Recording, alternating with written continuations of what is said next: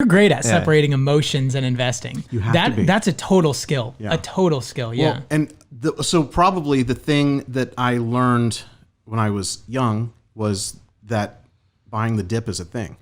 I would just get freaked out. It's going down. It's never coming back. I can't afford it. This is too much.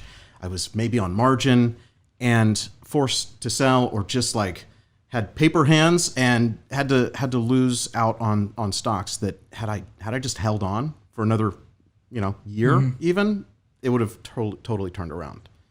I lived through the .com bubble, right? I was working at Yahoo when the stock, they gave me all this. It was 1999 when I started working there. That was the year they were added to the S&P 500.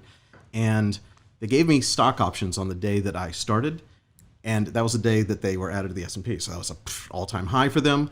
And they kept going up. They kept going up. Within a couple months, I was a paper millionaire. And I never made more than like $50,000 a year at that point in my life.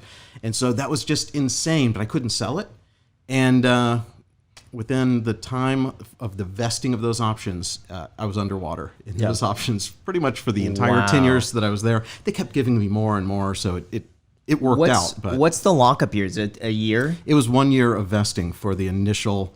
I think it was a 4-year vesting, but for the initial hit, it was a full year. Before then, they started vesting monthly or quarterly or something. Yikes. Were you able to sell after that year? Yeah.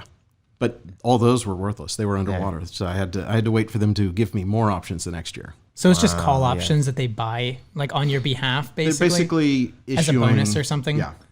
And then they expired worthless? They expired, and they were actually 10-year call options, and they expired worthless 10 years later.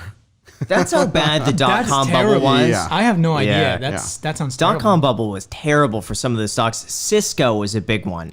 Yeah. Cisco was one of the biggest runners during the .com bubble, and even today, like 20 years later, it still has not recovered to the same price it was back in 2000. I found an old login on my Yahoo where you tracked your portfolio at the time, and like half the stocks on there were completely out of business, like zero quote even available, including Yahoo's ticker because they were acquired so many times.